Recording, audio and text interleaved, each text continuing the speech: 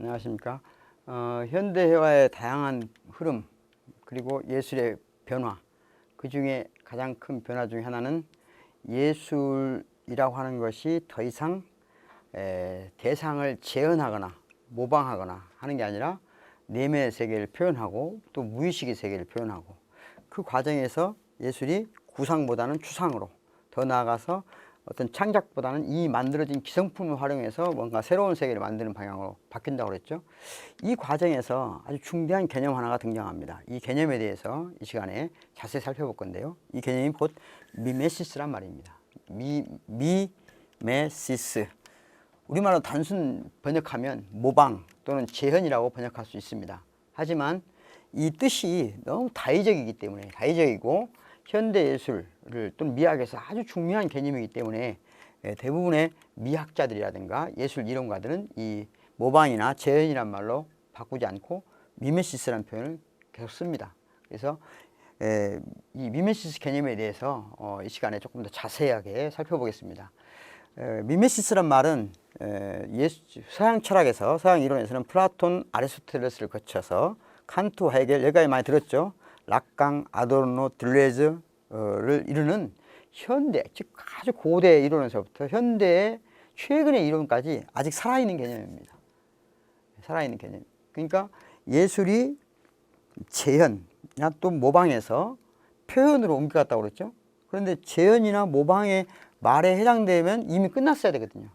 근데 그 재현이나 모방으로 번역될 수 없는 또는 환원될 수 없는 미메시스라는 개념이 있다는 거예요. 바로 이 개념이 아주 중대한데, 우선은 모방이라고 생각할 수 있습니다. 모방이라고 생각할 수 있는데, 플라톤, 아리스토텔레스 얘기를 뭔가 또 있고 쭉 있지만, 여기 이 다음에 좀 더 역사적으로 살펴본 다음에 다시 돌아와서 이 부분을 설명을 한번 드려보도록 하겠습니다. 전통적인 주술 단계란 말 이해하셨죠? 주술, 그러니까 마법의 단계, 신화적 세계. 이 세계에서 미메시스란 말은 어떤 의미였냐? 일종의, 여기 그림을 잘 보시면 일종의 의식이죠. 의식. 일종의 예전에 아프리카 늑대 같은 경우도 사냥을 나가기 전에 자기들끼리 이렇게 춤을 춰요. 춤을 춘다기보다 늑대들이 막 이렇게 돕니다. 자기 그 생활 터전을 나가기 전에 자기들끼리 막 사냥을 나간다는 건 뭐예요? 죽음을 각오하고 싸우는 거 아니에요? 그러려면 뭔가 동지애 또는 어떤 같은 어떤 공동체 의식, 이런 게 강화돼야 되겠죠. 그래서 인간들도 이렇게 축제라고 하는 것이 기본적으로는 마을 단위에서 일종의 어떤 행사인데 사냥과 연관되어 있는 경우가 많습니다. 그래서 사냥을 나가거나 또 사냥을 하고 성공하거나 또는 그런 방식으로 이렇게 의식을 치르는데, 이때 미메시스를 하면 가장 기본적인 단계에서는 이런 거예요. 그러니까 예를 들어서 우리가 사냥을 나간다고 쳐봐요. 사냥을 나가는데 내가, 사냥의 가장 기본적인 원칙은 뭐예요? 나는 상대방에게 안 보여야 되겠죠. 나만 상대방을 볼 수 있어야 되겠죠. 그러니까 나는 숲속에서 안 보이고 사자는 내 눈에 보여야 되겠죠. 거꾸로 되면 어떻게 돼요? 내 눈에 사자는 안 보이고 사자가 나를 보면 내가 먹히겠잖아요. 그러니까 거꾸로 내가 상대방들에게 안 보이게 하고 상대방들은 내 눈에 보여야 된단 말이에요. 그러기 위해서는 나는 어찌해야 되냐? 즉 그 자연 형상, 자연의 형상에 나를 가장 가깝게 해줘야 돼요. 마치 카멜레온이 어떤 상황에 따라 자기 색을, 안전을 지키기 위해서 색을 변화시키듯이 자기 스스로를 그 주변 환경에 일치시켜가는 과정, 자기를 자연 환경 속에 일치시키는 과정, 바로 그것이 미메시스 출발입니다. 그러니까 아주 전통적인 세계는 어디든지 가면 내 앞에 어떤 강자가 나타나요. 절대 강자가 나타나. 그런데 만약에 이 사람이 내가 해볼 만한 사람이다, 또 해볼 만한 존재다, 그러면 싸우겠죠. 드러내놓고. 우리가 맞짱 뜨자고 하잖아요. 맞짱 뜨자고 하는 얘기는 해볼 만하니까 맞짱을 뜨자고 하는 게 아니겠어요? 근데 어떻게 해볼 수가 없어. 너무 강해. 너무 막강해요. 그럼 어떻게 해야 돼요? 무릎을 꿇어야 되잖아요. 무릎을 꿇어야 되는데, 무릎을 꿇어서 상대방이 나를 더 이상 위험스러운 존재가 아니다라고 느껴야 되잖아요. 그러려면 상대방이 나를 더 이상 위험스러운 존재가 아니다, 적이 아니다, 이렇게 느끼게 하려면 가장 좋은 방법은 상대방하고 가장 비슷해지는 거예요. 상대방이 원하는 대로 하는 거예요. 상대방이 지향하는 대로 하는 거예요. 여기서 약자가 생존의 전략으로 미메시스를 한다는 거죠. 즉 강자에 자기를 던지는 거예요. 이게 출발점입니다. 그러니까 인간이 최초에 아주 그 주술적인 단계에서 자연 세계에 자기를 일치시켜가는 과정, 이것이 미메시스의 출발이고, 그래서 이것이 또한 예술의 출발이라는 거죠. 이것은 그래서 그러던 것이 이제 귀신이나 자연을 모방하거나 또는 그 밖에 자기 보존의 목적을 위해 자연에 일정한 영향력을 행사하는 의도로 나타나는데, 이 안에서도 일정하게는 어떤 일종의 상대방의, 그러니까 자연에 자기를 일치시킨 것처럼 보이지만 그 안에도 살아남기 위한 전략이 있잖아요. 살아남기 위한 계산이 있는 거잖아요. 그러니까 그런 의미에서는 어떤 합리성의 맹화가 있다는 거죠. 자기를 보존하기 위한 합리성의 맹화가 이 안에도 숨겨져 있다. 그래서 자연과의 친화력을 통해서 자연과 함께 하려고 하는 것. 그런데 이제 이 플라톤이라는 사람이죠. 뭐 실제 이렇게 생겼었는지 모르지만 동상을 보면 이게 플라톤이라는 사람인데, 여기는 이제 앵그르가 그런 호메로스의 예찬입니다. 호메로스라는 사람의 예찬인데, 플라톤에 이르면 미메시스가 조금씩 변화를 갖게 돼요. 그래서 이제 그리스의 미메시스는 뭐냐? 사물의 외현에 대한 조형적 모방이 아니라는 거예요. 그러니까 예를 들면 여기 있는 소나무를 그대로 모방한다. 즉 외현, 바깥으로 등장하는 모습. 외현이라는 표현은 잘 쓰지는 않죠. 하지만 외현에 대한 조형적 모방이 아니라 인간의 행동을 리듬에 맞추어 몸짓으로 연극적이고 음악적인 방식으로 모방하는 것이 미메시스의 뿌리입니다. 그러니까 이 단계에서 처음에는 자연 형상에 외형적으로 조형적으로 비슷하게 지려고 하는 것이기도 하지만, 더 뿌리로 가면 예술적 형태로 발전될 때는 일종의 자연의 리듬에 맞춰가는 거예요. 자연의 리듬에, 또는 다 그 사람의 리듬에 맞춰가는 거죠. 그러니까 예를 들어서 이런 거 있어요. 어린아이들이 막 태어나면 아버지에 대한 어떤 적개심을 갖는다고 그래요. 심리학계에 따르면 아버지에 대한 적개심을 갖게 되는데, 그 아버지가 왠지 나를 죽일 것 같은 거야. 거세시킬 것 같은 거예요. 불안하죠. 그래서 아버지를 어떻게든지 적으로 생각하고 아버지를 내가 스스로 죽여야 되겠다. 아버지에 대한 살해의 욕구가 생긴다 그래요. 그런데 막상 아버지하고 맞짱 떠볼 수가 있습니까? 맞짱 뜰 수가 없잖아요. 그 어린 나이에 다 고민한다는 거죠. 저 아버지가 나를 죽일지도 몰라. 나를 거시할지도 몰라. 어떡하지? 아, 불안해. 그런 상태에서 저 아버지를 어떻게 할까? 응? 하다가 이제 가만히 생각해 보니까 아버지하고 맞짱 뜰 수가 없어. 그때 택한 방법이 뭐냐? 아버지하고 똑같아지는 것을 택한다는 거예요. 아버지의 모습대로 살아가는 걸 택하는 거예요. 아버지의 명령체계를, 아버지의 권력체계를, 아버지의 언어체계를 닮아간다는 거죠. 자기화한다는 거죠. 그래서 만들어진 게 초자아예요. 그런데 그 초자아 속에는 적개심과 함께 동시에 생존의 전략이 숨겨져 있는 거죠. 이게 오이디푸스 컴플렉스예요. 오이디푸스 왕이 아버지를 죽이고 엄마와 결혼을 하고 이런 거잖아요. 그래서 눈을 멀리하고, 이게 이제 하나의 형상인 거예요. 자, 그런 방식으로 미메시스라고 하는 것은 단순히 그 어떤 사람의 외형을 모방한다는 말이 아니라는 거죠. 그 사람의 리듬, 숨결, 어떤 것을 맞춰서 그 사람처럼 하는 거예요. 그래서 외연에 대한 조형적 모방이 아니라 행동을 리듬에 맞추어서 몸짓으로 연극적이고 무용적이고 음악적으로 모방하는 것이 미메시스다. 이런 말이에요. 그러니까 미메시스는 뿌리가 회화에서 말하는 똑같은 걸 옮긴다는 의미에서 재현이 아니라는 거죠. 아시겠죠? 그래서 플라톤의 이제 그 이온이라는 작품이 있습니다. 플라톤이 쓴 이온이라는 작품이 있는데, 그 이온이라고 하는 사람은 호메로스라고 하는 천재 어떤 그 비극 작가죠. 호메로스라는 비극 작가의 작품을 암송하는데 천재적인 능력을 갖고 있던 사람이에요. 그러니까 어떤 소설을 읽어주는 사람이죠. 오늘식으로 말하면 소설을 읽어주는데 사람들이 너무 좋아하는 거예요. 너무 잘 읽는 거죠. 오늘식으로 표현하면 뭐 옛날에는 좀 그런 사람이 있었지만 요즘은 없으니까, 예를 들면 연극배우 같은 거죠. 영화배우 같은 거죠. 너무 잘하는 거예요. 그런 이온이라는 사람을 어떤 중심에 세운 작품 이온이라는 게 있어요. 그 이온이라는 작품에서 소크라테스가 한 유명한 말입니다. 서사시인은, 당시에 이제 시라는 건 서사시예요. 어떤 스토리가 있는, 이야기가 있는, 그래서 내러티브한 어떤 그런 서사시인은 자석 같은 뮤즈에 이끌려 시를 쓴다는 거죠. 그러니까 뮤즈의 세계, 어떤 음악의 세계죠. 일종의 여러분이 어떤 세상을 본다 그러면 이 세상 속에, 이 세상에 많이 움직이는데 이쪽에 음악적인 것에 끌려서 소설을 쓴다는 거죠. 서사시인이라는 것은 오늘날로 말하면 비극이에요. 비극. 서사시인. 비극을 쓰게 된다는 거죠. 그러니까 서사시인은, 호메로스는 자석 같은 뮤즈에 이끌려 시를 쓰고, 이온은 자기력을 띠는 서사시인에 이끌려서 자신의 바깥에서 작품을 암송하고. 이게 무슨 말이냐? 이온이라는 어떤 이 암송자가 자기를 주장하면 그 비극에 등장하는 인물들을 제대로 묘사할 수 있겠어요, 없겠어요? 없겠잖아요. 그러니까 이미 내가 암송자가 된다는 것은 이미 자기로부터 벗어나는 거죠. 자기 바깥 세계로 가는 거예요. 자기를 벗어나서 자기 바깥에서 서사시인에 이끌려서 암송을 해야 된다는 거죠. 그러니까 서사시인도 자기 바깥으로 나가서 뮤즈에 자석처럼 끌려가는 거예요.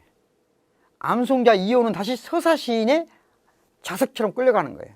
똑같이 청중은 중간 고리와 같은 이온에게 또 매혹돼서 시를 듣는다는 거죠. 그러니까 시인은, 청중은 여러분들이 만약에 영화를 본다든가 연극을 보다 보면 자기도 모르게 빨려 들어가. 그 연극 속에 자기를 버리고 빨려 들어가죠. 그것은 그 연기자가 너무나 연기자가 자기를 드러내면 안 되겠잖아요. 그 시나리오에 빠져 들어가서 연기를 해야 되겠잖아요. 그럼 시나리오를 쓴 극작가는 세상에 빠져 들어가야 된다 이거죠. 이 모든 과정이 다 뭐냐? 기본적으로는 자기를 벗어나는 과정이라는 거죠. 자기의 바깥으로 나아가는 거죠. 그것이 미메시스예요. 자기의 바깥에 자석처럼 끌려가는 것. 자석처럼 끌려가서 그것에 음악적으로 또는 연극적으로 또는 무용적으로 그것을 모방하는 것이 미메시스다. 그래서 미메시스는 일종의 메타식스란 말이 있습니다. 메타식스란 말하고 같은 말일 수 있다. 이것은 메타식스란 말은 원래 타자에 참여한다는 의미고, 이 말은 국가, 플라톤의 국가라는, 또 이온보다는 훨씬 유명한 책이죠. 국가라는 책의 3장에 나와 있는 말입니다. 3장에 음악적, 연극적 미메시스. 미메시스는 기본적으로 음악적, 연극적이다. 그리고 그것은 메타식스와 같다. 뭐 이런 식으로 같다라고 표현하지 않지만 거기에 나와 있는 메타식스와 유사한 개념으로 이해할 수 있다. 그런데 바로 그런 미메시스 때문에, 바로 미메시스를 중심으로 한 예술이 공화국을 위험에 빠뜨린다라고 플라톤이라는 사람이 생각했어요. 플라톤이라는 사람이 공화국을 위험에 빠뜨린다. 왜 그랬냐? 먼저 당시에 그리스 사회는 이제 어떤 그 시대가 약간 비합리적인 어떤 것들이 막 중심이 되고, 비극이 사람들에 의해서 막 공연되고 어떤 예술이 충만한 세계였어요. 근데 플라톤은 당시 어떤 생각을 하냐면, 공화국이, 즉 아테네가 지금 위기를 극복하고 보다 나은 사회로 가려면 합리적인 어떤 세계관이 구축돼야 된다고 생각했어요. 합리적인 세계. 그런데 이런 미메시스는 음악적으로 자기를 버리는 거잖아요. 그러니까 오히려 공화국에 위험이 된다는 거죠. 특히 젊은이들이 지금 합리적으로 공부를 열심히 하고 수학적으로 뭔가 이런 식으로 살아야 되는데, 애들이 막 연극 보고 좋아하고 그러니까 이것은 감정이 충만해지고 막 춤추고 노래하고 이런 걸 좋아하게 되니까 결국은 공화국을 위험에 빠뜨린다. 이렇게 생각한 건데, 그 중에서도 회화가 아니라 문학이, 특히 비극이 아주 위험하다고 생각했어요. 그래서 시인, 특히 비극 시인, 특히 정서적인 것을 중시하는, 즉 음악적으로 자신을 버리는, 자신을 바깥으로 나가는 그런 형태의 비극이 공화국의 아주 큰 위험물이다라고 생각한 거예요. 이 플라톤이라는 사람이. 그런데 그렇게 자세하게 얘기하지는 않고요. 오히려 이론적으로 설명합니다. 이론적으로 어떻게 설명하냐? 진짜는 이데아의 세계예요. 플라톤한테는. 이데아의 세계는, 우리가 살고 있는 세계는 현상의 세계예요. 이데아의 그림자예요.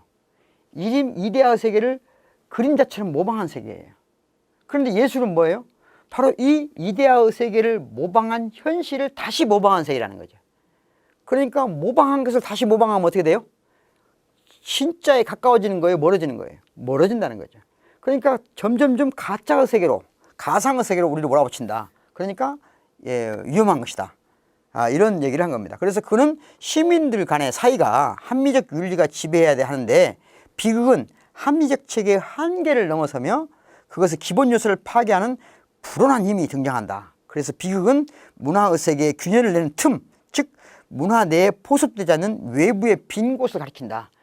자, 오늘날은 플라톤은 바로 이런 이유 때문에 예술을 추방하려고, 특히 음악적인 미메시스를 주요 핵심으로 하는 비극을 공화국에서 그걸 쓰는 사람들을 추방해야 된다고 생각했다면 오늘날의 철학자들은 바로 그런 이유 때문에 음악적 미메시스가, 문학적 미메시스가 중요하다는 거예요.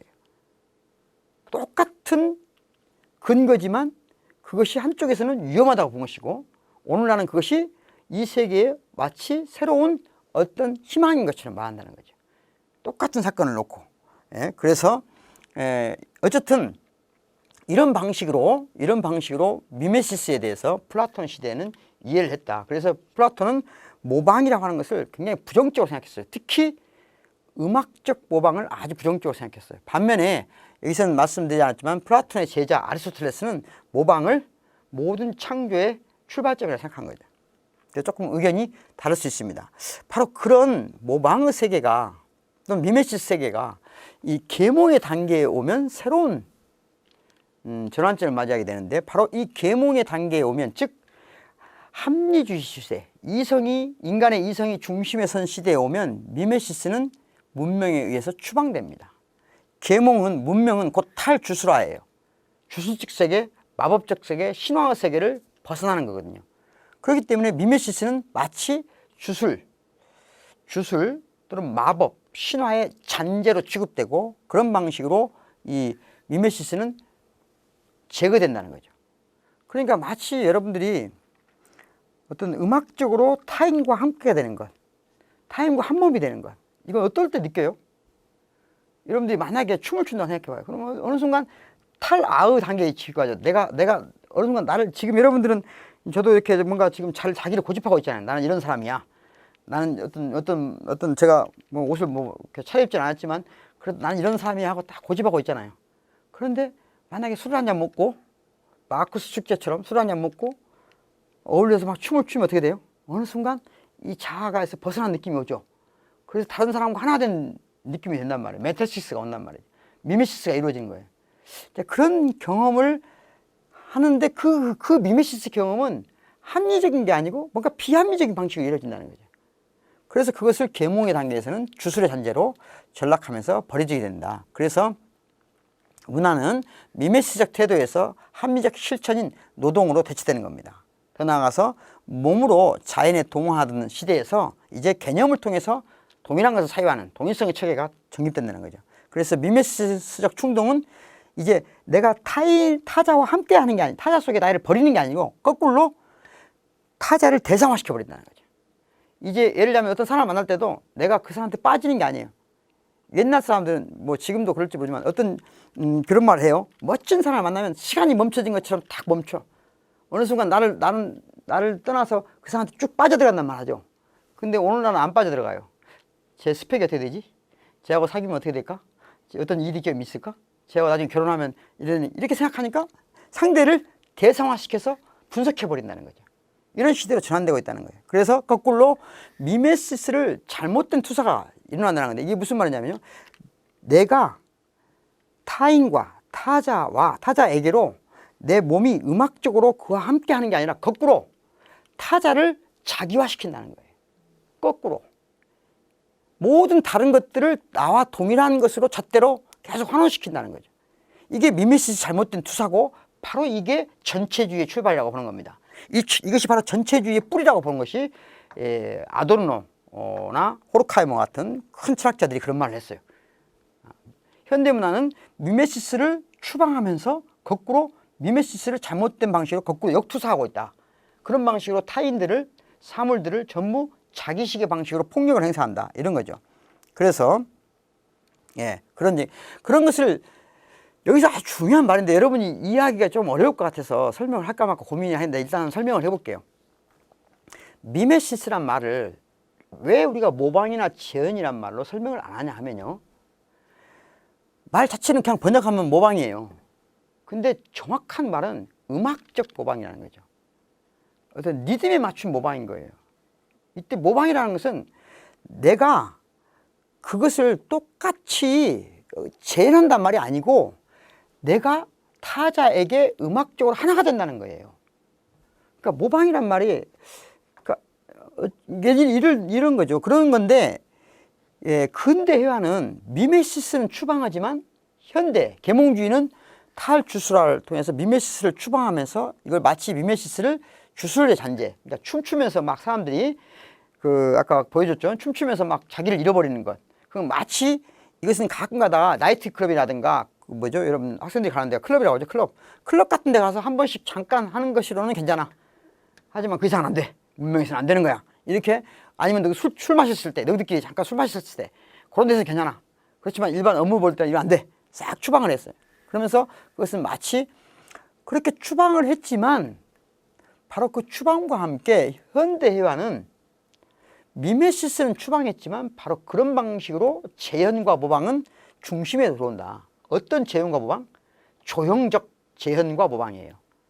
그러니까 어떤 바깥에 보이는 모습을 주체가 내 방식대로 이해해서 그것을 조형적으로 모방하고 재현하는 것이 계몽이에요.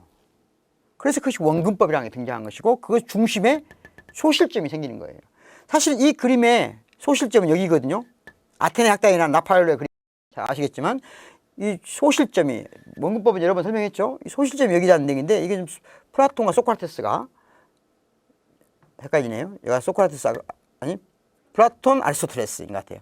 헷갈리는데 하여튼 여기가 중심인데 문제는 이 중심이 이 사람이 중심인 것 같지만 사실은 이 그림을 그리고 있는 화자가 중심이에요. 시선이 일치하는 겁니다. 그러니까 이 세계를 어떤 세계를 재현을 하고 있지만 이 재현을 하고 있는 사람, 즉 작가 또는 화가가 중심이 돼서 재현한 거예요. 그러니까 이 세계 자체를 자기식으로 자기 안으로 끌어들여 버리는 거죠.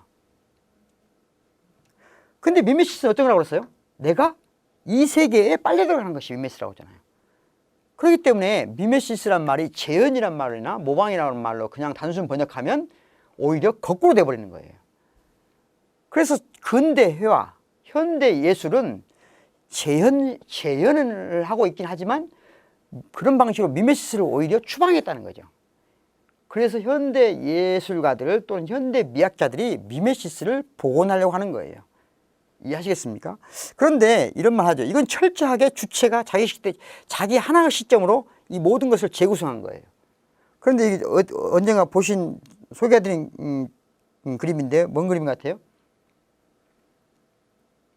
네? 누구 그림 같아요? 잘 생각해 보십시오. 네. 겸재정선의 그림입니다. 겸재정선의 그림인데 잘 보시면 이 그림이 서로 다른 관점이 있다는 거예요. 하나가 소실적으로 모아져 있지 않아요. 여기서 고원법이라는 것을 하나 쓰면 높은 산과 절벽을 아래에서 위로 올려보면서 세로선 위주로 표현하는 거예요. 그러니까 대체적으로 고원법은 요런 데 이제 쓰이는 건데요. 또 이런 데 지금 이쪽에서 바라보고 이쪽을 그리는 게 아니고 마치 이 산 밑에서 위를 바라보는 것처럼 그린다는 거죠. 그래야 이 대상이 가지고 있는 온전한 어떤 위압감이나 웅대함을 표현할 수 있는 거죠. 또 하나는 평원법이고 평원법은 대체적으로 대상과 같은 눈높이에서 보는 거예요. 고원법은 대상의 밑에서 이렇게 올려다보는 것이고 또 심원법은 중첩된 공간의 깊이를 표현하기 위한 어떤 방법인데요. 이런 방식으로 비록 근대적인 의미에서 원근법 하나의 소실점으로 모아지는 것은 몰랐다 할지라도 다양한 관점이 중첩적으로 또는 다차원적으로 제공하고 있다는 의미에서 오히려 주체가 중심이 돼서 대상 세계를 재현하는 어떤 폭력적인 세계관보다는 오히려 다양한 관점들이 공존하는 이 세계가 더 자유롭다라고 주장할 수 있는 겁니다. 그러니까 미메시스라고 하는 것은 이런 방식으로 하나의 관점으로 모든 것을 제압하는 게 아니고, 미메시스란 다양한 관점, 다양한 시선, 대상 그 자체에 다양한 주체 중심을 주는 거예요. 내가 주인이 아니고 너를 주인으로 하는 것이 미메시스다. 이렇게 생각하시면 좋을 것 같아요. 그래서 이제 예술에서 미메시스란 말을 살펴볼 수 있는데요. 그 전에 조금 더 역사적인, 아까 제가 이 설명을 한 다음에 앞으로 돌아간다고 그랬죠. 예. 이 단계를 좀 더 설명해 보겠습니다. 그러니까 현대회화, 현대 이전에 미메시스를 여러 가지 방식으로 이해됐는데, 현대에 오면 또 다른 방식으로 이해된다는 거죠. 대표적으로 락강이라는 사람이, 이제 작 락강이라는 심리학자이자 철학자이죠. 락강이라는 사람이 모방이란 기본적으로 전복이라고 그랬어요. 이게 무슨 말이냐 하면, 아까 제가 아버지 얘기했죠. 아버지가 두려워. 그래서 어느 순간 아버지를 닮으려고 해요. 아버지를 모방해. 그 속에는 같아지는 것처럼 보이려고 하는 것이지 같아지는 게 아니에요. 내가 누군가를, 그 사람이 너무 강력하기 때문에, 너무 멋있어서 내가 그 사람을 모방하게 돼요. 그 속에는 언젠가 전복의 전략이 숨겨 있다는 거죠. 그래서 모든 모방은 기본적으로 전복의 과정이다. 이런 설명을 하는 작 락강이라는 사람이 있고, 아도르노라는 철학자는 모방이야, 미메시스야말로 부정적인 것을 부정하는 진정한 힘이라고 봤어요. 그러니까 현실 속에서 내가 중심이 돼서 부정적인 것을 만들어내는 게 아니고, 또는 내 마음대로 세상을 구획하는 게 아니고, 대상 세계에 자기를 던짐으로써 부정적인 세계와 부정적인 세계를 부정하는 방식으로 화해의 어떤 가능성을 보여주는 것이다. 이 부분은 조금 이제 어려운 부분인데요. 들레즈라든가 보들리아르에 이르면 오늘날 우리가 말하는 미메시스는 일종의 시뮬라크로 확장됩니다. 이게 무슨 말이냐면요, 플라톤이 아까 그런 얘기 했죠. 플라톤이라는 사람은 이데아의 세계가 있는데, 그 이데아의 세계를 현실이 모방했어요. 그 현실을 다시 모방한 것이 예술이에요. 그러면 이 모방한 것을 다시 모방하니까 점점점 가짜가 된다는 것 때문에 공화국에서 위험하다, 추방한다 그랬잖아요. 그런데 바로 이 지점에서 바로 플라톤이 제대로 본 거죠. 바로 이 미메시스가 전복의 위험성이 있는 것이고 불온한 세력이고, 그래서 공화국이 위험하다고 봤는데, 바로 그 지점을, 아까 그랬죠. 그 지점이 중요하다. 그러니까 우리가 살고 있는 이 사회의 문제점, 잘못된 것을 전복할 수 있는 힘이 바로 미메시스에 있다 라고 본 거죠. 그런데 이 미메시스란 말보다는 시뮬라크라는 말을 쓰는 사람들은 이런 거예요. 나중에 좀 더 다른 맥락의 뒷부분에 가서 다시 말씀드리겠지만, 오늘날은, 옛날에는 어떤 걸 모방한다는 얘기는 원본이 있잖아요. 원본. 여러분이 지금 텍스트를 복사할 수 있죠. 지금 저한테 제 강의를 듣고 요 파일을 복사해서 다른 데를 갈 수가 있죠. 그러면 옛날에는 원본이 어디 있을까요, 그러면? 옛날에는 원본이란 것은 따로 있고 복사본은 계속 옮기는 거거든요. 근데 오늘날은 원본 자체가 이미 복사본하고 차이가 없는 거예요. 그러니까 기술이 발달하게 되면서, 옛날에는 예를 들면 LP판이 있다 그러면 여러분 오디오를 듣잖아. LP 아시죠? CD나 LP. LP판이 있을 때는 몇 번째 찍었냐에 따라서 이 LP판의 음악적 성능이 달라져요. 그러니까 모방을 많이 하면 할수록 어떻게 되는 거예요? 더 질이 나빠지겠죠. 그래서 모방이 부정적으로 많이 이해됐어요. 그런데 어느 CD의 단계에 이르고 오늘날은 여러 기술이 발달되다 보니까 원본 파일이나 복사 파일이나 똑같아요, 질이. 자, 똑같아진다는 것은 원본 자체가 이미 원본으로 자격을 상실해버리는 거예요. 바로 이 원본 없는 무한복제를 가리켜서 시뮬라크라고 합니다. 이 말은 굉장히 중요한 어떤 시대적 변화를 한 거예요. 옛날에는 원본이 뭐지? 진짜가 뭐지? 이게 진짜, 이상. 이걸 추구했다면 이제 그런 건 전부 무의미한 것이 돼버린 거예요. 그러니까 어떤 것도 더 이상 원본이 없고 어떤 것도 더 이상 진짜가 아닌 거예요. 그 원본 없는 무한한 복제, 이것은 기존의 원본 중심주의에 대한 근본적인 저항이자 비판인 거예요. 그래서 시뮬라크야말로 진정한 의미에서 새로운 시대를 열어가는 힘이다, 이렇게 본 것이 딜레지라든가 또는 보들리아르 같은 프랑스의 철학자들이 이런 방식으로 봤는데, 이런 이야기는 이름이 조금 더 시뮬라크라는 것이 확장됐을 뿐이지 이미 아도르노나 락강에 의해서 미메시스란 말에 다 포함되어 있다. 물론 조금 더 섬세히 들어가면 그것에 많은 차이는 있겠죠. 예, 미메시스란 말이 그래서 설명할 게 많다는 것은 이해하시겠죠. 자, 그래서 지금까지 미메시스에 대해서 조금 더 역사적으로 또는 철학적인 의미를 많이 살펴봤어요. 다음 시간에는 예술에서 미메시스에 대해서 좀 더 자세히 살펴보도록 하겠습니다. 수고하셨습니다.